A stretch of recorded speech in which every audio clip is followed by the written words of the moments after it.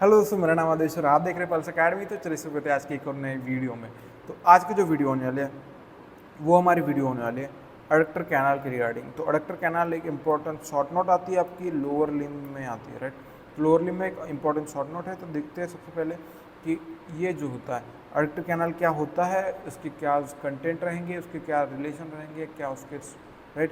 तो ये सारी चीज़ें इसको देखेंगे और लास्ट में हम उसका क्लिनिकल सिग्निफिकेंस भी देखेंगे और उसके अलावा जो रहेगा कि उसका नाम क्यों पड़ा है वो भी हम उसमें देखते हैं, राइट। तो चलिए शुरू करते हैं। सबसे पहले अडक्टर कैनाल जो रहता है, तो अडक्टर कैनाल का नाम क्या है? So adductor canal it is also known as the sub sartorial canal. So adductor canal is also known as sub sartorial canal और that is also called as an Hunter's canal. So adductor canal it is an intermuscular tunnel. अब ये adductor canal है क्या? तो adductor canal is an intermuscular tunnel, right. तो intermuscular tunnel मतलब क्या है कि दो मसल के बीच में जो टनल बना हुआ है that's called intermuscular tunnel. So it is an intermuscular tunnel situated on the base. इसकी लोकेशन कहाँ पे है? So adductor canal is located on the medial side of the medial 1/3 of the thigh, right? So medial side of the medial 1/3 of the thigh। अगर हमारी ये अगर Thai है तो इसके कहाँ पे?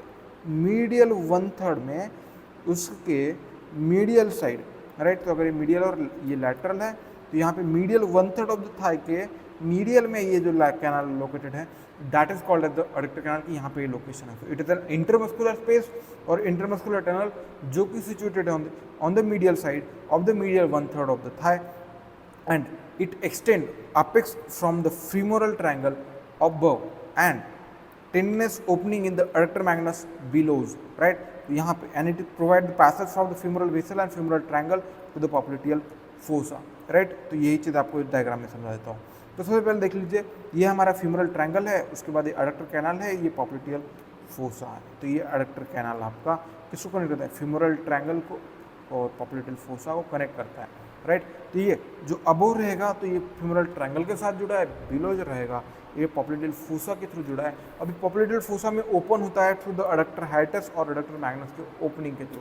तो अडक्टर मैग्नस के बीच से या फिर अडक्टर हाइटस से ये पॉप्लिटेल फोसा में ओपन होता है। तो यहाँ से जो रहता है ये फ्यूमरल वेसल्स यहाँ पे पास करती है, राइट। और कुछ नर्व रहती है तो ये यहाँ पे पास करती है।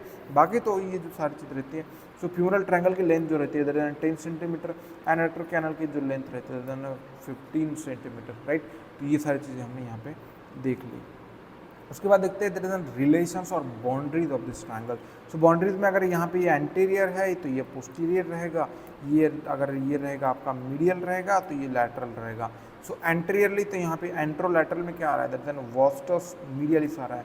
सो एंट्रोलैटरल में आएगा वास्टस मीडियलिस। यहाँ पे जो पोस्टीरियर में क्या आएगा? दैट इज अडक्टर लॉन्गस, ये जो मसल है। So adductor longus and adductor magnus भी आता है, बस इस डायग्राम में आपको ये अडक्टर मैग्नस नहीं दिखाई देगा। सो अडक्टर लॉन्गस भी यहाँ पे आता है, that is in the posterior relation. तो एंट्रोलैटरल रिलेशन में क्या हुआ आपका? वास्टस मीडियलिस हो गया। पोस्टीरियर रिलेशन में क्या हो गया? Adductor longus and adductor Magnus हो गया। फिर आता है आपकी मीडियल में, तो मीडियल में क्या आता है? देन स्ट्रॉन्ग फाइब्रस मेम्ब्रेन जो होती है वो anterolateral to the posterior relation को कनेक्ट करती है, देन स्ट्रॉन्ग फाइब्रस मेम्ब्रेन होता है और उसके बीच में यहाँ पे जो रहता है सबसार्टल प्लेक्सस ऑफ द नर्व भी यहाँ पे ये प्रेजेंट रहता है। तो यहाँ पे जो रहता है सबसार्टल प्लेक्सस ऑफ द नर्व यहाँ पे प्रेजेंट रहता है। बाकी यहाँ पे ये जो रहते हैं मसल रहते हैं सार्टोरियस, इसके ओवरलैंग ग्रुप रहते हैं। This is a floor of the triangle and this is the medial side is a roof of the canal, right। तो इतनी सारी चीज़ें हमने यहाँ पे देख लिया। तो ये यही हम थ्योरी में देखता है। So that an anterolateral wall is form by the vastus medialis. तो anterolateral wall is form by the vastus medialis. उसके बाद posterior that is floor it's formed by the adductor longus above and adductor magnus below। so floor और that posterior जो रहता है वो above adductor longus से and below जो रहेगा that is an adductor magnus से बनता है। so right, so adductor longus and adductor magnus जो रहेगा तो ये आएगा आपका posterior relation में। इतना समझ में आया। उसके बाद देखते हैं मीडियल और roof it is form by the strong fibrous membrane stretching across the anterolateral and posterior boundaries. सो जो ये मीडियल साइड रहेगा so it is form by the strong fibrous membrane stretching across the anterolateral to the posterior part of the canal, right. तो यहाँ से यहाँ तक ये ओरिजिनेट होता है and the roof is overlap by the sartorius muscle. तो overlap करती है रूफ को कौन? सार्टोरियस मसल, और उन दोनों के बीच में रहता है सब सार्टोरियल प्लेक्सस ऑफ नर्व। अब ये sartorial plexus of the nerve का क्या सिग्निफिकेंस है, क्या कैसे बनता है? तो sub sartorial plexus of the nerve is lies on the roof of the underneath of the sartorius and this plexus is form by the branches of the nerve, the middle cutaneous nerve. अब ये किस किस branch से बता रहे हैं? Middle cutaneous nerve of thigh एक हो गई, दूसरी हो गई सेफेनस नर्व हो गई, and anterior division of the obturator nerve हो गई। तो ये तीन जो रहते हैं, ये तीनों के उससे ब्रांचेस से ये बनता है। एंड इसका काम क्या होता है? It supply the overlying fascia Lata and skin, तो उसको ये सप्लाई करता है, राइट। तो इतनी सारी चीज़ होगी। उसके बाद देखते हैं हम कंटेंट। तो कंटेंट में फ्यूमरल आर्टरी होगी, फ्यूमरल वेन होगी, सेफेनस नर्व होगी, नर्व टू द वास्टस मीडियल्स होगी, anterior and posterior division of obturator nerve and descending and genicular branch of the femoral artery. तो ये सारी चीज़ें हमने यहाँ पे देख ली। अब कंटेंट में, अब इसको नाम थोड़ा सा याद रखने से बढ़िया है कि आप ये डायग्राम याद रख लो। तो आप ये डायग्राम सीधा दूंगा, तो ये डायग्राम अगर आपको याद होती है तो आपको कंटेंट याद रखने की जरूरत नहीं, ये डायग्राम ही होगा, उससे आप कंटेंट लिख लोगे। सबसे पहले हमारा अडक्टर कैनाल जो था, it is an intermuscular tunnel. तो ये हमारा अडक्टर कैनाल है, समझ लीजिए, राइट। तो उसके यहाँ पे जो नर्व टू द वास्टस मीडियलिस है, उसके बाद एक नर्व निकल जाए कॉल्ड सेफेनस नर्व। ये सेफेनस नर्व यहाँ पे ऐसे ट्रैवल करती है। तो यहाँ पे ये जो सेफेनस नर्व होती है, तो ये सेफेनस नर्व सबसे पहले ऊपर तो हमारी रहेगी लैटरल में, फिर लैटरल के बाद ये जाती है सेफेनस नर्व हमारी जाती है anterior to the vessel, right. तो ये एंटीरियर मतलब सबसे आगे रहेगी। तो ये हो गई। तो सेफेनस नर्व फर्स्ट लैटरली जाती है और फिर जाती है हमारी सेफेनस नर्व हमारी एंटीरियर में जाती है, राइट। तो सेफेनस नर्व होगी। उसके बाद anterior posterior division of the obturator nerve, तो इसके दो पार्ट्स है। उसके बाद जो होता है, तो यहाँ पे अब ये जो होती है वेसल, वेसल में आर्टरी एंड वेन रहेगी, femoral artery femoral when. Femoral artery रहती है एंटीरियर मतलब आगे रहेगी, राइट, और पीछे रहेगी femoral when, right. Femoral artery जो रहती है वो आगे है, फ्यूमरल वेन पीछे, इतना। अब फ्यूमरल आर्टरी आगे के ब्रांच है, called descending genicular artery before leaving the tunnel, right. तो ये हो गया। और ये फिर आगे ब्रांच देते थे सेफेनस आर्टरी, जो कि उस टनल के कैनाल के बाद, राइट। तो ये सारी चीज़ होगी। तो यही चीज़ उसमें लिखी है, वो आपको मैं पढ़ के बताता हूँ। So femoral artery it enter the canal at the apex of the femoral triangle and travels whole length of the adductor canal and leaves by passing through the tendons opening in the adductor magnus। so adductor magnus में tendons opening होती है, जिसी को हम कहते हैं adductor hiatus, जो हमने यहाँ पे इस डायग्राम में देखा था। ये तो ये वाला, राइट। तो ये हो गया। तो with in the canal it give the muscular branches and descending genicular branches. So descending genicular artery it arises from the before the femoral artery leave the canal. तो यहाँ पे, और उसके बाद फ्यूमरल वेन जो रहती है, it lies posterior to the femoral artery in the upper part of the lateral to the artery in the lower part, right। so femoral artery, femoral vein जो रहती है in upper part, right। so femoral artery in posterior to the femoral artery in the upper part and lateral to the artery in the lower part। तो यहाँ पे femoral vein रहती है। so saphenous vein जो it is the longest cutaneous nerve of the body। तो एक MCQ याद रख लीजिएगा, तो saphenous nerve जो रहती है it is the longest cutaneous nerve of the body and it crosses the femoral artery anteriorly and from the lateral to the medial side। तो ये चीज़ होगी।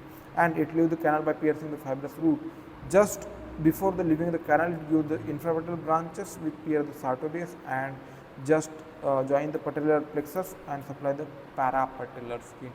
तो ये सारी चीज़ें हो गई। उसके बाद nerve to the vastus medialis होती है, तो thickest muscular branch of the femoral nerve होती है, तो उसकी ब्रांच होती है। It lie the lateral the femoral artery, तो ये फ्यूमरल आर्टरी के लैटरल में लाई करती है। And it enter the vastus medialis in the upper part of the canal. तो ये सारी चीज़ होगी। Posterior division of obturator nerve it runs on the anterior division of obturator magnus and held by supplying the knee joint. तो ये सारी चीज़ हो गई। तो मैंने जहाँ पे आपको ये सब जैसे बताया कि ये इस साइड से इस साइड आती है, ये इस साइड से इस साइड क्रॉस करती है, इस साइड से इस साइड क्रॉस करती है। एंटीरियर कौन रहता है, पोस्टीरियर कौन रहता है, कौन एंटीरियर पे यहाँ पे आता है, नर्व कौन सी। तो ये सारी चीज़ आपको यहाँ पे याद रखनी है, बाकी तो चीज़ें यहाँ पे आसान है। अब उसका क्लिनिकल सिग्निफिकेंस क्या है, तो अडक्टर कैनाल का क्लिनिकल सिग्निफिकेंस क्या आता है? जब भी एक कंडीशन होती है कॉल्ड एन एन्यूरिज्म। एन्यूरिज्म मतलब क्या होता है, वो वॉल्व की जो डायलेट हो जाती है, राइट। तो एन्यूरिज्म की कंडीशन किस में, पॉप्युलेटल आर्टरी। पॉप्युलेटल आर्टरी का अगर एन्यूरिज्म होता है तो उसको ट्रीट करने के लिए हम यहाँ पे क्या करते हैं, तो फ्यूमरल आर्टरी को हम करते हैं लाइगेट, राइट।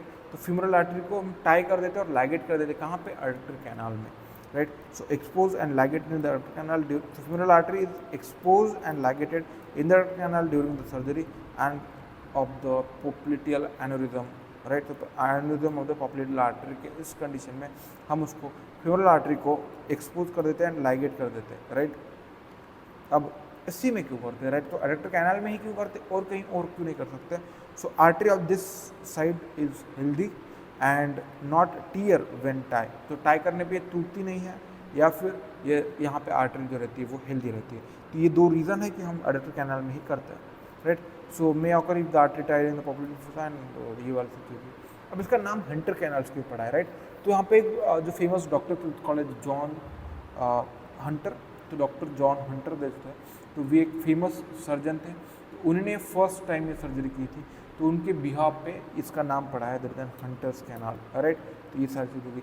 अब आपको एक क्वेश्चन आएगा कि भाई मतलब हम जो आर्टरी टाई करते हैं वो अडक्टर कैनाल में ही क्यों टाई करते हैं, बाकी कहीं और क्यों नहीं टाई कर सकते हैं।